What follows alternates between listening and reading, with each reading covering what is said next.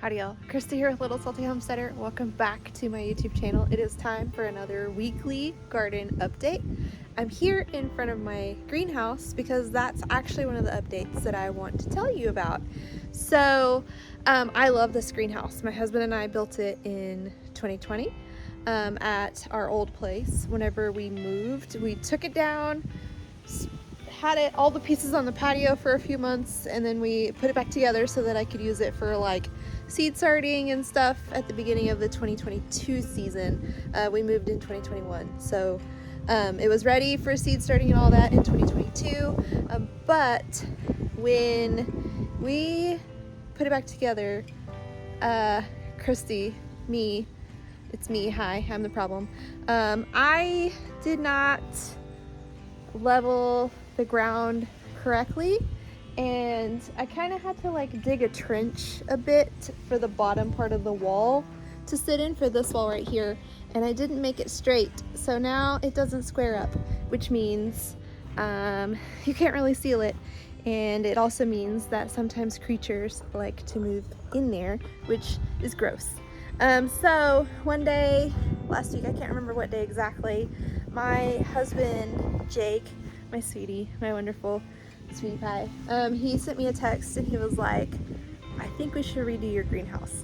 Now he knew that it was on my to-do list to fix this one. We've talked about it. In order to fix it, we have to take the roof off, take all the walls down. I have rebar like hammered into the base wall supports, so we have to like remove the walls off of the rebar, straighten out that trench, reassemble it, re-drill, put the rebar back in, all that. So he knows it's been on my to-do list. This wasn't like, here's this new random project. What he said was, I think we should redo the greenhouse. He said, I think that we should actually just rebuild it, start from scratch, and leave it with a natural wood color. Now, I love this shade of green. It's very happy, it's very cheery, but I also love natural wood. So after we built this one, I kind of learned some things about insulating and keeping it warm whenever it's really cold out, and also ventilation whenever it's really hot out. So I think I sat there and I kind of thought about it for a minute, and I was like, well, that seems really wasteful. This one's still perfectly great. We just need to fix the part that the problem child messed up, me being the problem child. But I sat there and I thought about it for a second. I was like, we do have a lot of work to do in order to get proper ventilation going in there, plus leveling it out. Plus right now, the floor is, there's not really a floor in it. It sits on the ground, and I had put cardboard in there with every intention of putting pea gravel in the bottom so that water, since my yard is so sloped, so that water could just freely move without like getting caught up right here in the middle of our yard. So I had every intention of just getting that pea gravel put down, and I never did. So right now it is like muddy and disgusting. So understanding what he wants to see when he looks out here, because even though this is mostly my space, I do want him to enjoy whenever he comes out. So everything that I do with him in mind too. I don't just like do all these things and then say, oh, sorry, you just have to live with it. No, I try to do things that I know that he's going to like too, because we're married and that's what you do, right? You always consider the other person. So after I sat there and I thought about it, and I thought about how much work it was going to be to get ventilation in this, get the wall fixed, and it also needs more shelves on the inside for plant trays and starting seeds and keeping plants warm in the winter and all of those things. I decided that it probably would be best to just start completely over, completely from scratch. It's going to be the same size as this, 6 by 8, but we are going to follow a template for the roof, because that was the one thing that we struggled with whenever we built this one, was the roof. Like, we had no idea what we were doing. We just kind of guessed, and it works. It's great. When we had it at the old place and it was all level and squared up, I was able to completely seal it, and whenever the Arctic blast came in and the temperatures dropped into negative degrees, I was able to keep plants alive on the inside. Now, I did have help. I did have a heater in there, but I was able to keep it warm in there and keep the cold out. So yes, this is a great, I mean, this has done the job. This has been a great greenhouse, but I'm also looking very forward to a new design because of the things that I learned after using this one for a few years. So one of the key things is that it's going to have wood probably about this high up. So it's going to have wood on the sides and then the clear panels the rest of the way. One, I think that's going to help insulate it. And then we're also going to integrate ventilation. And I don't know if we're going to integrate the ventilation on the sides or in the roof. But either way, ventilation is going to be integrated. The roof is going to be built correctly. And then it's going to be like the natural wood. And then on this side, that's right here, where this shelf is. This has been a wonderful shelf. I built that for myself. But whenever we rebuild it, that's going to have a few different levels. And we're actually going to use like garden mesh or something like that on the shelf and kind of like frame that in, so that as I am, oh God, stinging thing. Okay. How to get away from the stinging thing. Garden mesh, some sort of, you know, like metal fencing, something like that, so that whenever I'm in there and I am using soil, I can pull my cart up underneath there, and then as I make a mess and the soil falls down, it falls into my cart, and then I can reuse that soil and it's not lost into the muddy pit oblivion. And then of course we will also update the floor in there, so that it won't be a muddy pit oblivion. So that is the big news. I don't know when it's gonna happen. It's not at the top of the list because we have some things inside the house that we need to do, some storage solutions that need to be built. We're going to be adding some shelving in our so let me start that sentence over. Our house is super cute. I love our house. One of the unique features of our house is that the laundry room and the pantry are actually the same room. They're just like a larger pantry area with a washer and dryer. And that sounds really weird, but okay. Stand still, get my arms down. Okay, that sounds really weird, but it helps me, you know, not forget that I have laundry going, because I'm always going into the pantry for snacks. So I can go in there for a snack and go, oh yeah, I need to swap the laundry over, and it works out really great. I very rarely forget that there's laundry in there now. But the shelves that are in there are builder's grade, and I just kind of want to upgrade those. The pantry side, we need more levels, especially if I'm going to be canning stuff, because I'm going to need places to store that. And then over the washer and dryer, there's just one shelf, and we don't have like linen closets or anything like that where we can store like anything, really. Our bedrooms have closets, they're not even like humongous. So I want more shelves over the washer and dryer so that I can store like cleaning supplies, cleaning rags, like the smaller ice chests that we just carry in the car if we're gonna go on like a picnic and stuff, the kids' lunch boxes, all those type of things that you would typically throw in like a random closet. All those storage options are going to be first on the list. Actually, that's second on the list. we have to get the garage taken care of first. So anyway, there are a few things that need to be done that are higher up on the priority list than the greenhouse. I think my husband, Jake, wants to have it done before I start seeds for next year's spring garden. So he would need to have it done by January 1st. I'm 99% sure, but it's not like a big rush thing. That was just something that we decided on. So we haven't sat down and like written out, okay, this project and then this project and then this project, to figure out where on the list it falls.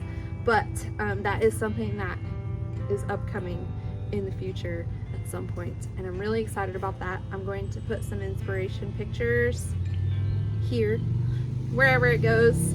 Oh, it's on my phone, so it's just gonna take up the whole screen. I'm gonna put some inspiration pictures here so you can kind of see where my head is at in regards to the new greenhouse situation.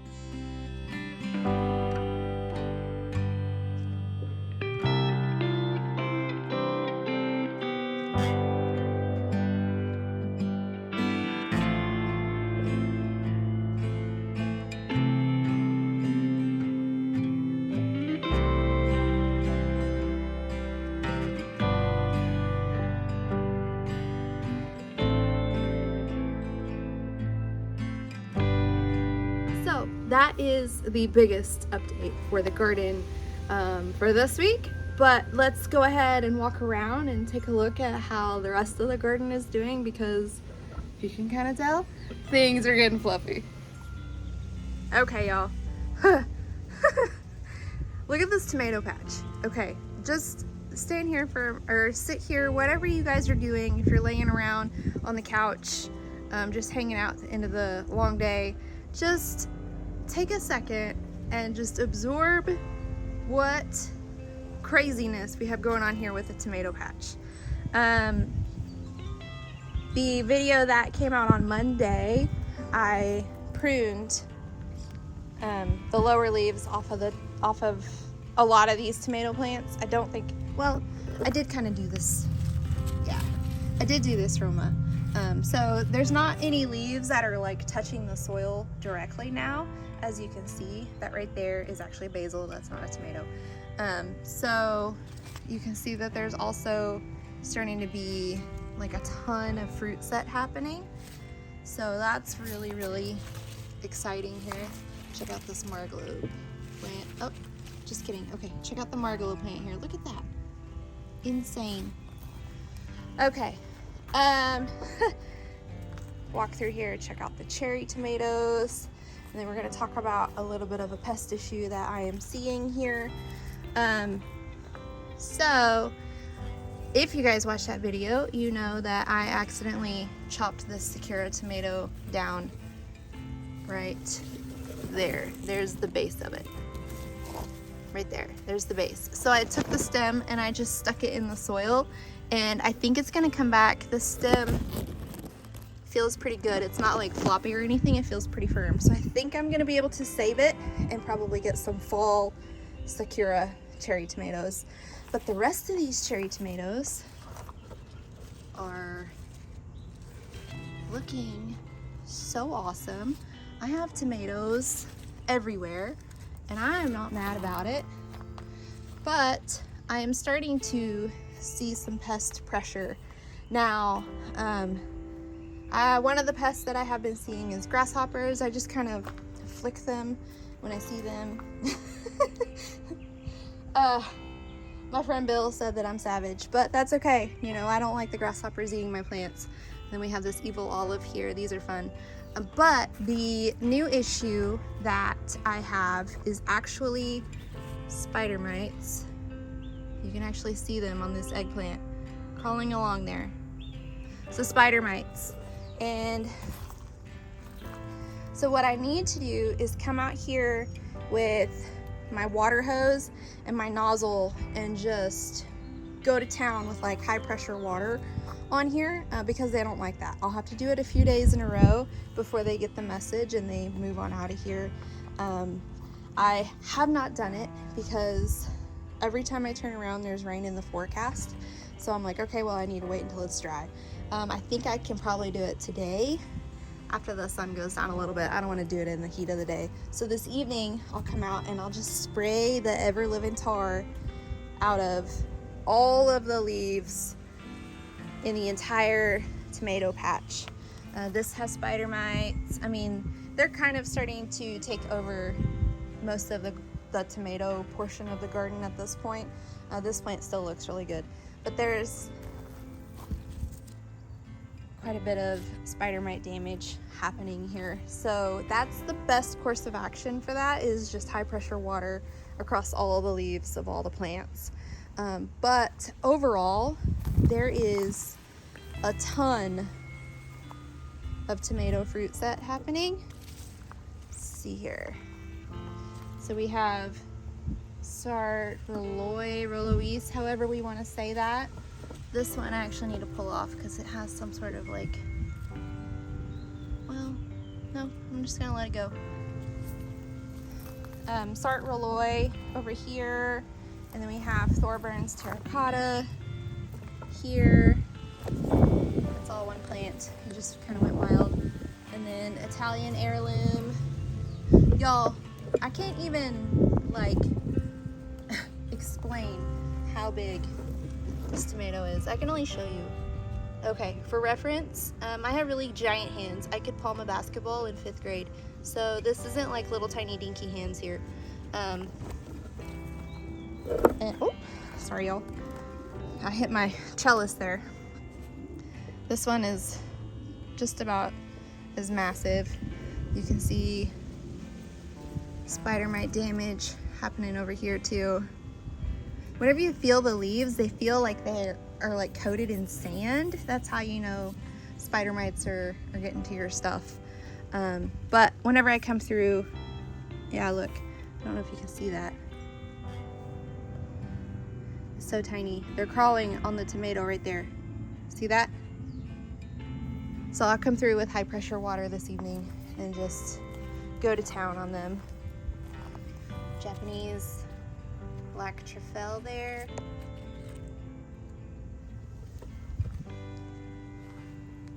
But overall, the tomato patch is really starting to set a lot of fruit. I do have praying mantises in the garden still. I saw at least 2 yesterday. I also have ladybugs and ladybug larvae. And then I also have some predatory wasps.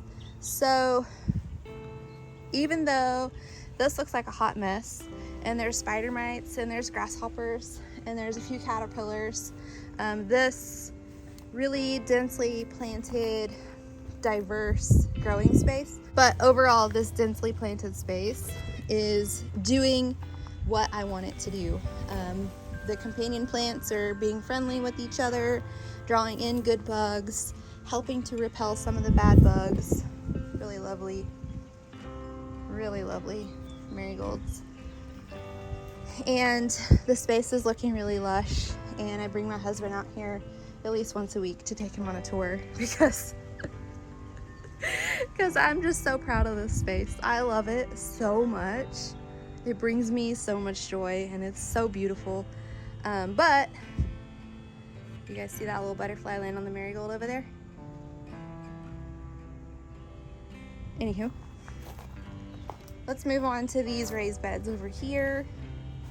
Talk about a bit of an update. I mowed this morning, so let me fix that real quick. These are a trailing nasturtium, and I didn't want to run over them with the weed eater, so I picked them up and forgot to put them back. But look at that effect that has. That's so awesome. And I'm pretty sure that this is spider mite damage here. That looks like spider mite damage. But we have banana peppers that are starting to set. And my plan with these is to pickle them like pepperoncinis.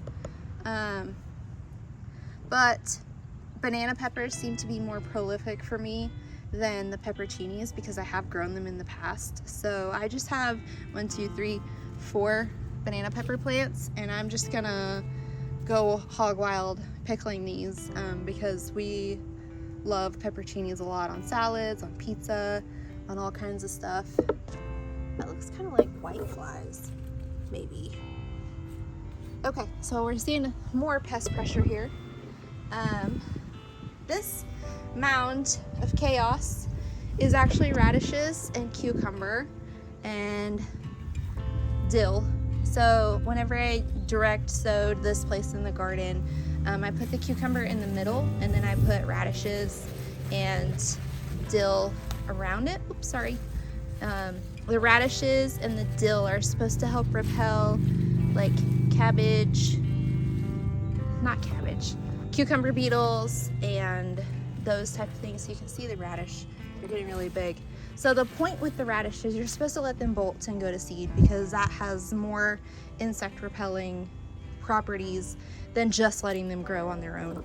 So I'm just letting them go. I figure I'll save the seeds and continue to use them as pest repellent in the future. Pretty cool though. The cucumber, I think that there's 2 plants. If I can find the base. Yes, there's 2 plants. If you guys saw that. And then, of course, we have some dill growing. Let's see here. Move that out of the way. This is the Momolo basil. These leaves are bigger than like Genovese, but they're not giant like the lettuce leaf, which we'll get to here in a second. And then this one, this is supposed to be the squash patch. It's only got 4 things in it, but I had to re-sow squash in these 3 because the roly-polies ate the seedlings. This is the only one that has squash currently in it. And then I also planted some more radishes in here, which you can see where it sprouted. And then this has nasturtiums. It does not have dill here. The nasturtiums are essentially a trap cop. Whenever squash bugs move in, they will be attracted to the nasturtiums before they will be attracted to the squash. And then I'll just pull the whole plant, squash bugs and all, and burn it in a fire or throw it directly in the garbage, whatever. Then over here we have a beautifully bountiful, I don't know, voluminous, it's poofy. We got the fluff. So this is the lettuce. Butterfly landed on me. This is the lettuce basil. So you can see how big these leaves get, and this isn't even like, you can literally use these in place of lettuce for lettuce wraps. On cheeseburgers, I make a really good grilled chicken sandwich with these. It's doing really well. It's trying to bolt, but that's okay. You can still eat basil after it goes to seed, perfectly fine. That is new. Let's see if I can clear that up for you guys to see that. What is happening there? I don't know. I'm gonna take a screenshot really quick so that I can ask what that might be, because I don't know. If it's bad, I'll just come pull the whole leaf off and throw it in the garbage. But, oh yeah, sorry. Let's go back to this bed for a second. Sorry, saw a squirrel. I do have some bell peppers that are starting to grow once it's not blurry. So my goal for these is to make paprika, because that's all paprika is dehydrated red bell pepper. These 2 are a poblano that's like a brown poblano, and we got a couple growing there. That almost looks like shishito though, so we'll see. We'll just let it get a little bigger and see what happens. And then we have violet sparkle here. I have a couple of peppers on this one now, but I see we're starting to get a little bit of purple on it. And then I have lots of butterflies. It brings me joy. Cucumber, starting to do cucumber things. That's the blue spice basil. You can see the flower heads where it bolted there. And that's going to attract a ton of pollinators, which is going to be great for that cucumber. once the cucumber's blooming, you know, and in need of pollination. So cool. I'm excited about that. This nasturtium is humongous. It was so big that it was crowding out this lavender. So I kind of flopped it over so that this lavender could get some sunlight and some air, because it was really starting to struggle. And the roly-polies were like at the base and driving me a little crazy. So I just kind of flopped it over. I'll flip it back in a couple of days. This, what is the name of this? Bells of Ireland. Let me see if I can get back far enough. So look at this plant. So this is one of my favorite flowers to use to make like flower arrangements with. Since Mother's Day is coming up this Sunday, I will actually harvest a few to make some bouquets for my mother-in-law and myself probably. Who knows? We'll see what they're looking like on Sunday morning to see how many I'll be able to cut flowers. But I love these Bells of Ireland. I will say that as they grow, you do have to be careful because they're a violent plant. They have little pokey things on them. They have thorns. So be careful whenever if you grow these, be careful whenever you're harvesting, because you will poke yourself and it hurts. Sunflower patch. Very blurry. I'm so sorry. I think it's because I'm moving too fast. My phone can't keep up. And it's hot. So let me show you. This volunteer sunflower is giving me a little bit of a show. And this is a multi-headed one, so it's gonna bloom with several sunflowers before it fizzles out. So that's awesome. And then that one is going to be blooming soon. And then I re-sowed a few more seeds in some of these containers where, you know, there's only like 1 or 2 plants growing. Hopefully the roly-poly issue is resolved and I'm able to get more sunflowers. And then I applied mulch to all 3 of these to help retain moisture and stuff a little bit better. This is starting to grow really wild. That is chocolate daisy. And I probably need to come out here and deadhead this because there's not currently any blooms, but it's really cute when it is. Okay. Flower bed. Let's talk flower bed, because it probably looks a little bit different since the last update because there's quite a bit that is in bloom.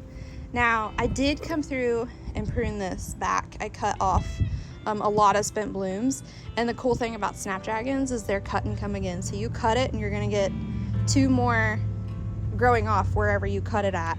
So it's a really cool way to get like a big bush going. And you can see where I kind of just threw them down in the soil there. It's acting as kind of a mulch for me. And a very furry caterpillar.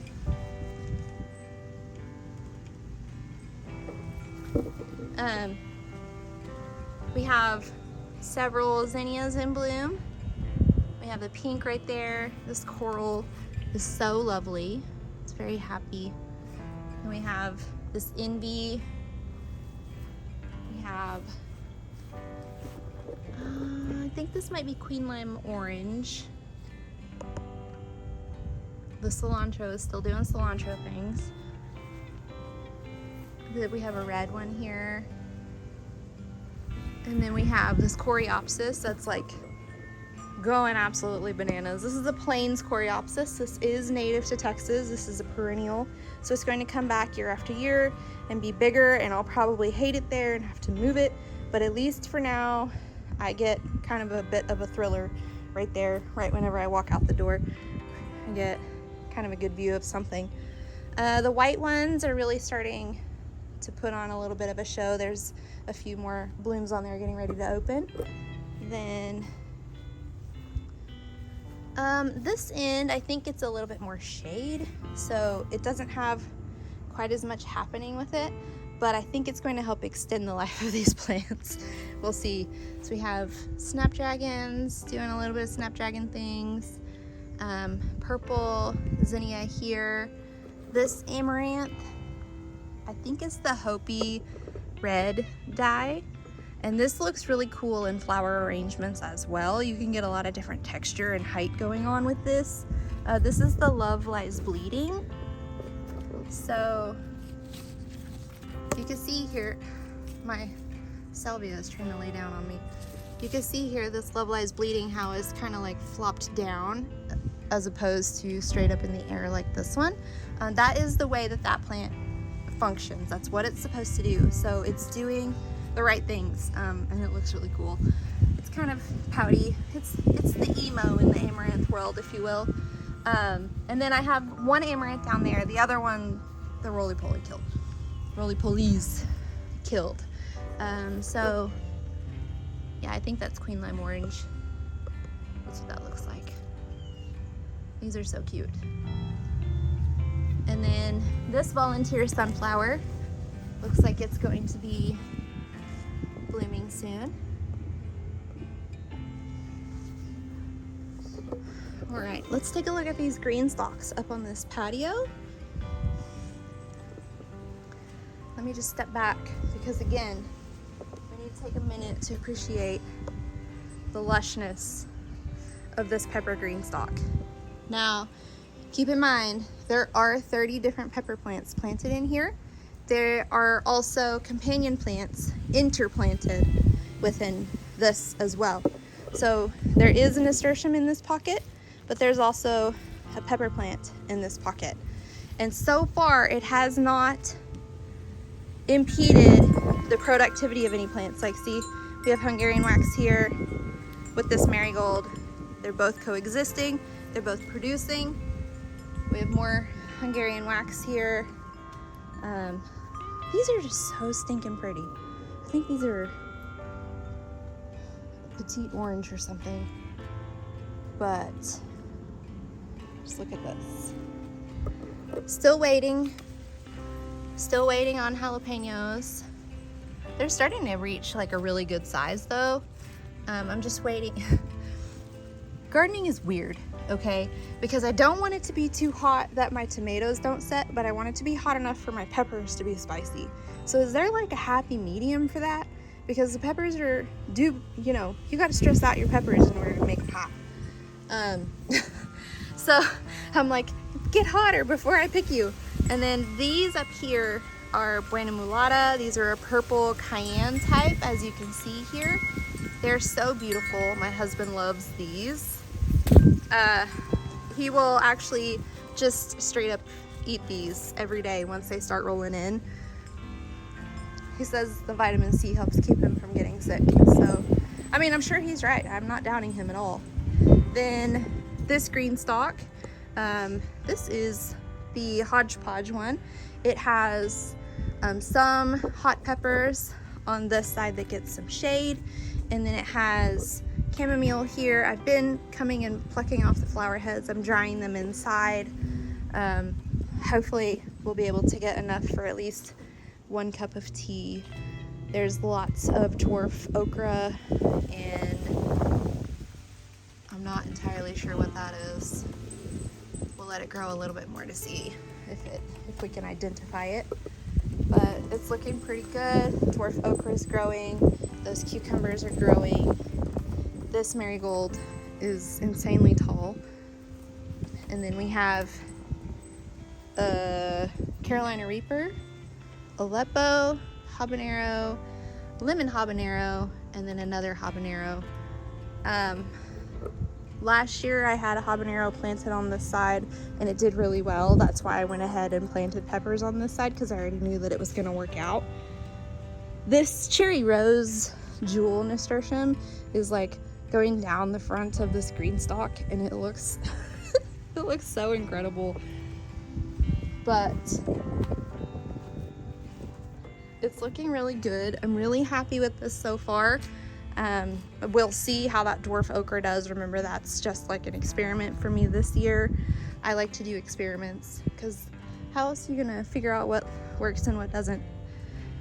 Then this one is starting to look pretty lush too. So this one is bush beans and cowpeas. Now this side gets more sun, so it's looking a little bit more lush, but the other side looks pretty good too. There were some pockets that didn't germinate. I'm not too worried about that right now. Right now I'm gonna get this run, you know, healthy, productive, harvested, and you know, then I'll worry about like a next run to see if I can get some more or whatever. But overall, it's looking pretty good. I did fertilize everything literally 1 week ago, so that I did include this, even though they're nitrogen fixing. I did want to make sure that they would have enough nutrients just in case the soil quality was starting to deteriorate after having all that lettuce and stuff growing in it and whatever else was there. The kale is being Kaylee. My son's mom is about to bloom here. You can see that.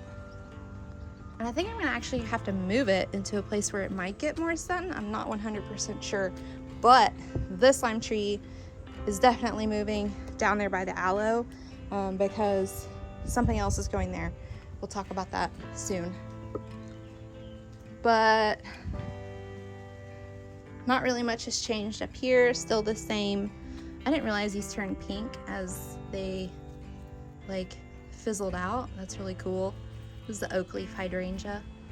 This is a hardy hibiscus. It needs, I guess it needs water. It's looking kind of puny. Really cute little zinnia. Sweet alyssum growing there. But it's kind of the updated view of the garden this week. And it's pretty awesome.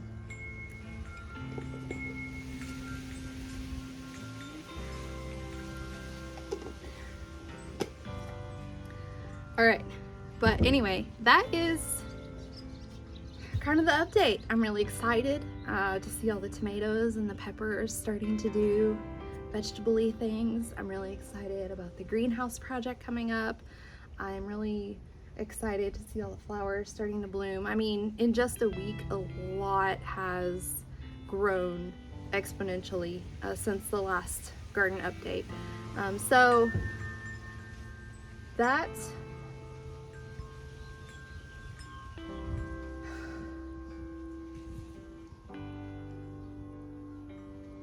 that's it for this week. Thank you guys so much for joining me today. I will be back next week with more garden updates. I have one video coming out. I don't think that I have talking in it. I think it's just me doing stuff. It was kind of like a really stressful week, and I did some garden work to kind of just like bring myself back to zen. So that one will be out on Monday, and then I'll have another garden update out next Thursday. But thank you guys so much for joining me today. Until next time, go find a way to get those garden manicures. Bye!